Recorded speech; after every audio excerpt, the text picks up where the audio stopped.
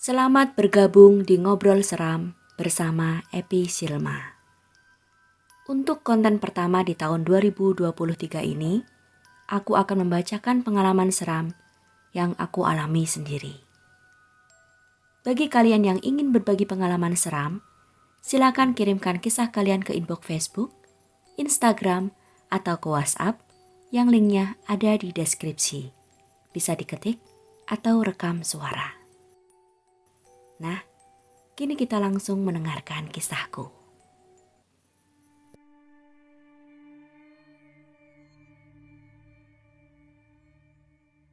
Waktu itu sekitar tahun 1988. Kedua orang tuaku mengontrak sebuah rumah petak di daerah Tambun, Bekasi. Ada 4 buah rumah petak yang berjejer dan semuanya telah berpenghuni.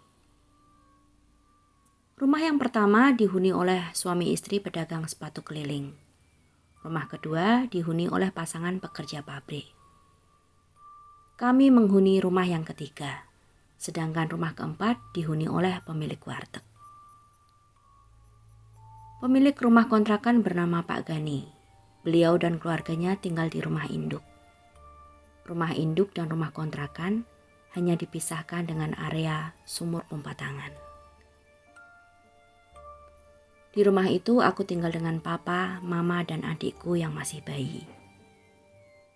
Papa bekerja sebagai security kapal penangkap ikan di Pelabuhan Muara Baru, Jakarta Utara. Kadang beliau pulang dengan membawa ikan besar yang kemudian kami bagi-bagikan dengan para tetangga dan keluarga Pak Gani. Area tempat tinggal kami lumayan padat penduduk, antara warga asli dan mengontrak bercampur baur di desa itu. Sesekali keluarga kami berkunjung dari Jawa Tengah untuk menengok kami. Mereka selalu menginap beberapa hari di rumah itu yang hanya mempunyai 2 buah kamar tidur. Saat ada kerabat yang berkunjung, mereka selalu tidur di kamar belakang dekat dapur. Pada suatu ketika, Eyang kakungku datang dari Kudus untuk mengunjungi kami, anak, menantu, dan cucunya. Mama pun mempersiapkan kamar belakang agar Eyang kakung bisa beristirahat di sana. Suatu saat ketika kami sedang makan bersama, Eyang kakung bercerita bahwa setiap beliau tidur, entah siang atau malam, selalu didatangi oleh sosok seorang gadis. Gadis itu berwajah sangat cantik dan berusia muda belia. Ia selalu datang dengan senyuman menggoda dan suara yang merayu-rayu. Ia selalu mengajak Eyang kakung untuk ikut dengannya, mengunjungi tempat tinggalnya. Setiap kali Eyang kakung tertarik untuk ikut, ternyata gadis itu memasuki sebuah sumur dan melambai-lambaikan tangannya mengajak Eyang kakung untuk masuk. Tentu saja Eyang kakung selalu menolak. Mimpi itu pun terjadi berkali-kali. Hingga pada suatu saat Eyang kakung pun bertanya, di mana sebenarnya tempat tinggal gadis itu? Dan gadis itu pun menjawab, di sebelah rumah ini.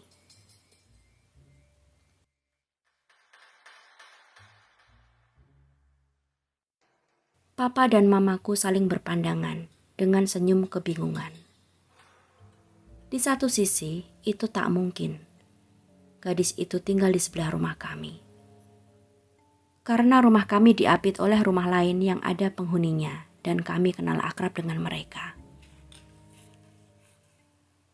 Tapi untuk mengabaikan mimpi itu juga tak mungkin. Karena Eyang mengaku berkali-kali mengalami mimpi yang sama. Pasti bukan suatu kebetulan.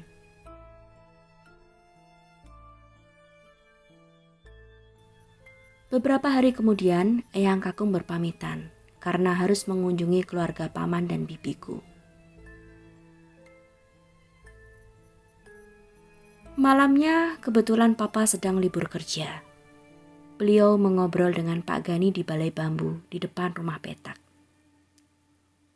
Papa pun menceritakan mimpi-mimpi yang dialami oleh Eyang Kakung.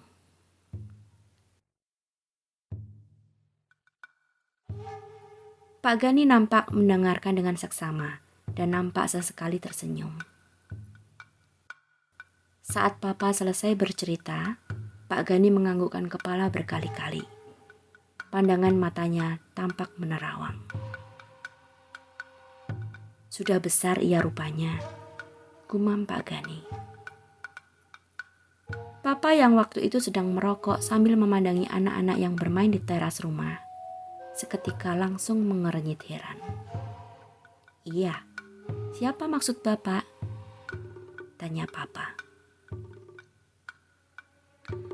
Papa sempat mengira Pak Gani sedang melantur dan tak paham apa yang ia ceritakan sedari tadi.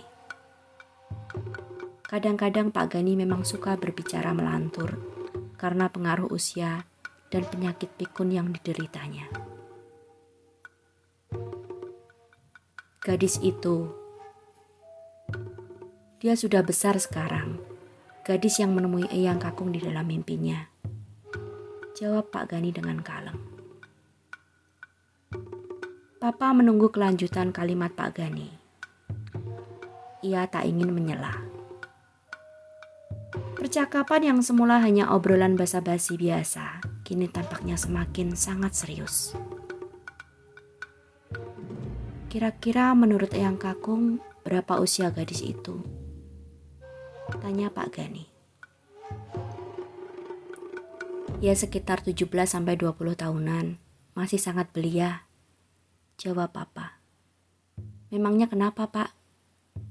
Tanya Papa lagi. Pak Gani tak segera menjawab pertanyaan Papa. Ia malah menghirup kopi hitamnya dengan perlahan. Lalu meletakkan kembali gelas besarnya di atas meja dengan taksim. Tepatnya 17 tahun, ujar Pak Gani. Bagaimana Bapak bisa tahu pasti siapa sebenarnya gadis itu? Kejar papaku yang terlanjur penasaran. Pak Gani membisu.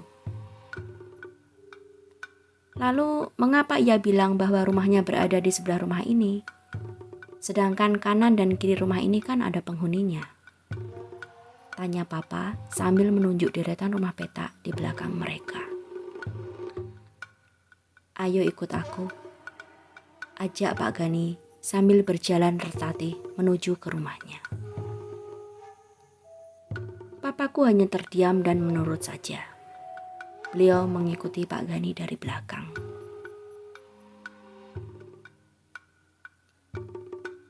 Pak Gani meminta Papa untuk menunggunya di pintu dapur di dekat sumur pompa tangan. Beberapa saat kemudian, ia sudah kembali lagi dengan membawa serenceng anak kunci. Ia membuka sebuah pintu yang terletak di belakang rumah petak keempat yang ditinggali oleh pemilik warteg.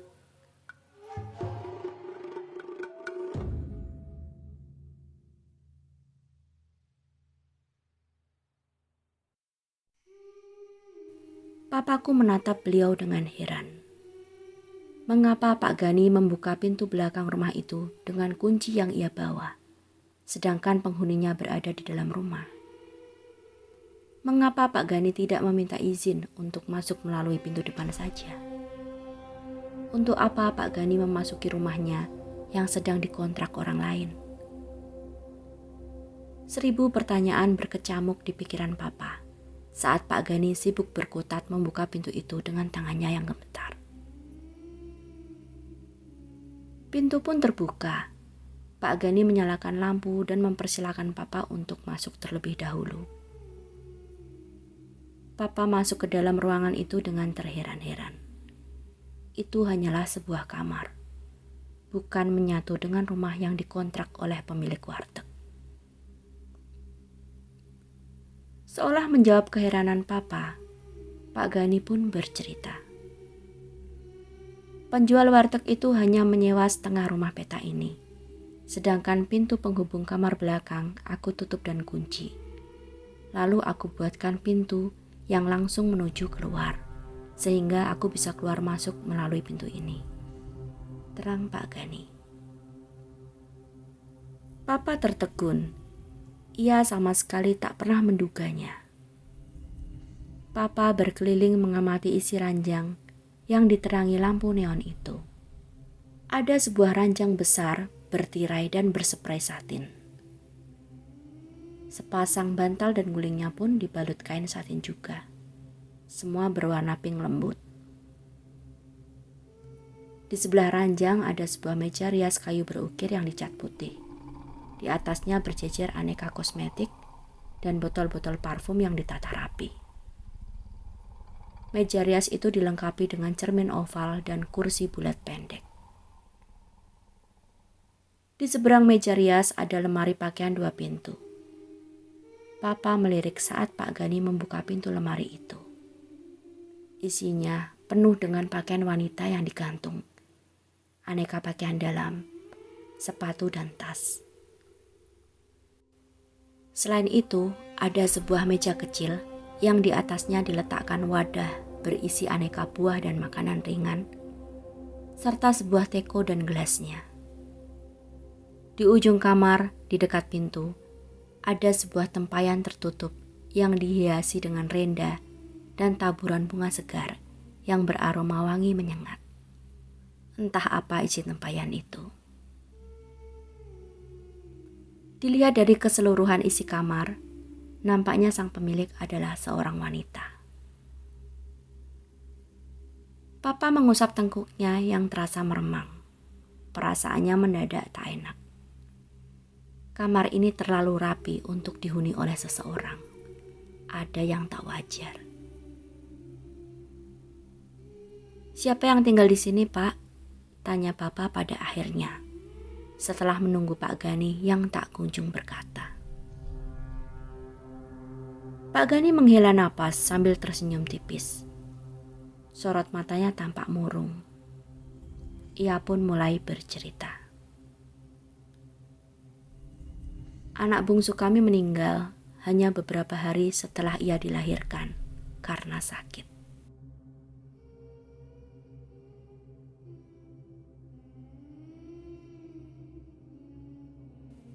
Dia seorang bayi yang sangat cantik.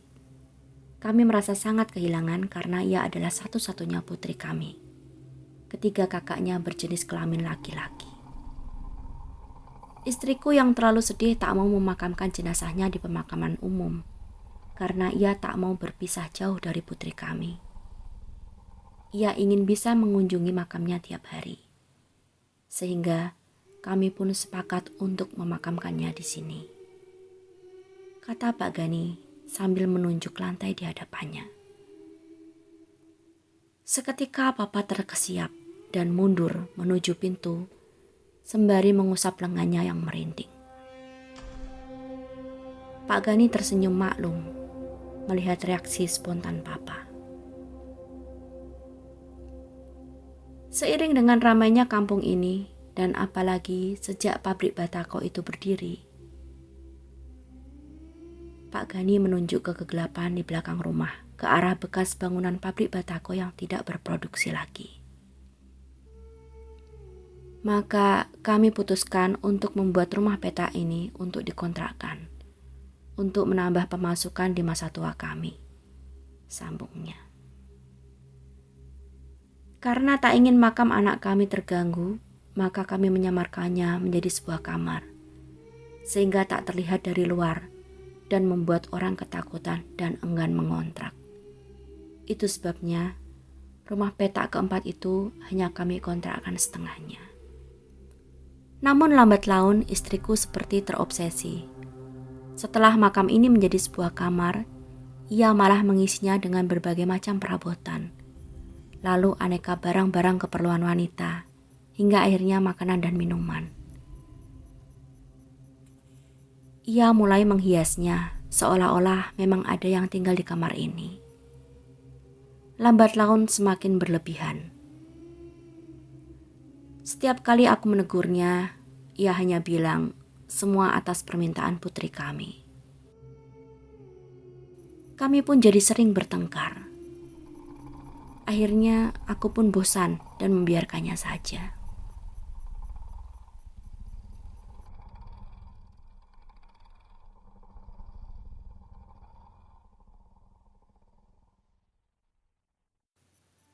Lebih baik kita keluar sekarang saja, Pak. Gak enak kalau istri Bapak melihat kita di sini. Ajak Papa sambil melangkah keluar pintu. Pak Gani mengangguk sambil tersenyum. Ia sedang menginap di rumah saudaranya, tapi betul katamu, Mas. Kita sudah selesai di sini. Pak Gani mematikan lampu, lalu mengunci pintu kamar itu. Mereka kembali menuju ke balai bambu dan melanjutkan obrolan di sana.